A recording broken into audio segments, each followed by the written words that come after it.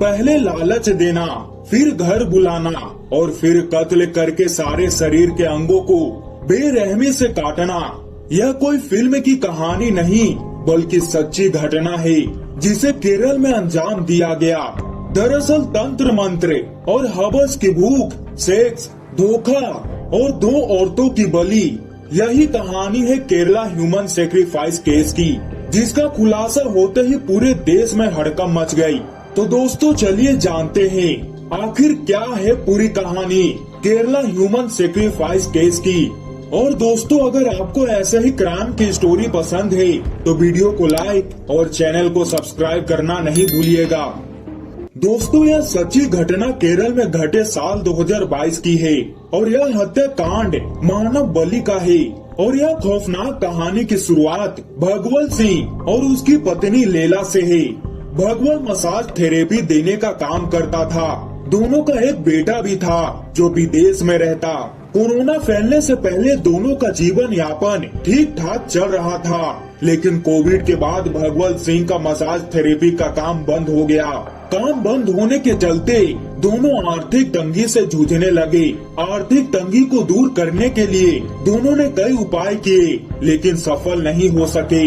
और पुलिस के अनुसार आसपास के लोगों का कहना था कि भगवल सिंह की पत्नी टोना टोटके में काफी विश्वास रखती थी और उसे कई बार टोने टोटके करते देखा गया। लेकिन इस खौफनाक कहानी का असली किरदार है मोहम्मद सफी और इस केस में इसी को असली मास्टरमाइंड कहा जाता है, जिसे एक साइको रेपिस्ट भी कहते हैं, क्योंकि इस मास्टरमाइंड मोहम्मद सफी का असली मकसद तंत्र मंत्र और काला जादू से केवल पैसे कमाना और महिलाओं से जिस्मानी संबंध बनाना था।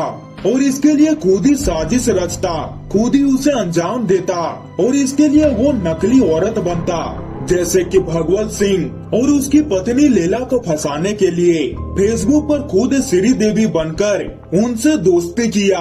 अपने हवस को बुझाने के लिए उसने तमाम हथकंडे अपनाए और यही वजह है कि 2 महिलाओं की नरबली से पहले साल 2020 में यही सफी 75 साल की बुजुर्ग महिला से बलात्कार की कोशिश की थी, जिसके चलते उसे जेल भी हुआ। और इसके बाद सफी को अगले शिकार का तलाश था और सफी को अगले शिकार के रूप में फेसबुक पर भगवल सिंह मिला। सफी के फेसबुक अकाउंट का नाम श्री देवी था, जो कि एक फेक अकाउंट था। और भगवल सिंह श्री देवी के प्यार के झांसे में आ गया और उसी समय भगवल सिंह अपनी आर्थिक तंगी की कहानी सफी को सुना दी और उसके बाद शुरू हुआ खूनी खेल। और भगवल सिंह की कहानी सुनकर सफी मजबूरी का फायदा उठाने की प्लानिंग कर लिया और उसे एक तांत्रिक के बारे में बताया। वहीं भगवल सिंह और लेला को भी तंत्र मंत्र यानी काला जादू पर यकीन था। दोनों तांत्रिक के पास जाने के लिए राजी हो जाते हैं। इसके बाद सफी खुद ही एक तांत्रिक बनकर भगवल और लेला से मिलता है और मुलाकात के दौरान सफी ने दोनों से कहा कि आर्थिक तंगी को दूर करने के लिए उन्हें एक बलि देनी होगी, लेकिन वहीं भगवल सिंह और लेला बलि देने के लिए मना करते हैं। लेकिन सफी कहता है कि वह बलि के लिए व्यक्ति का इंतजाम कर देगा, लेकिन इसके लिए कुछ पैसे देने होंगे। और कुछ इस तरीके से सफी ने दोनों पति पत्नियों से रुपये ऐंठ लिए। पैसा मिलने के बाद सफी एक महिला से संपर्क करता है और वहीं पैसों के लालच में वह महिला मान जाती है। उसके बाद सफी गंदी फिल्म के नाम पर पहले उस महिला के साथ बलात्कार करता है और इसके बाद भगवल सिंह और उसकी पत्नी लेला के घर पर लेकर पहुंच जाता है। उसके बाद उस महिला के हाथ पैर बांधकर एक कमरे में बंद कर देते हैं। इसके बाद शुरू होता है मानव बलि का खूनी खेल और उस महिला का सभी अंगों को काटकर उसकी बलि दे दी जाती है और सबको घर के पीछे दफना दिया जाता है। और यह कहानी यहीं खत्म नहीं होती है। महिला की बलि देने के बाद भी भगवल और लेला की आर्थिक तंगी दूर नहीं होती है। भगवल फिर से सफी से संपर्क करता है, लेकिन सफी उसे तांत्रिक के पास फिर से मिलने को कहता है। इसके बाद तांत्रिक दोनों को फिर से बलि देने की बात कहता है। तांत्रिक कहता है कि अभी पूरा काम नहीं हुआ है हमें फिर से एक और बलि देनी होगी। और इसके बाद दोनों मान जाते हैं और सफी फिर से दूसरी महिला का शिकार करता है। ठीक वही तरीका, पहले महिला को लालच देता है और उसके बाद बलात्कार करता और उसके बाद नर बलि के लिए भगवान और लैला के घर पर लेकर आ जाते हैं और वही तांत्रिक एक और मानव बलि चढ़ा देता है।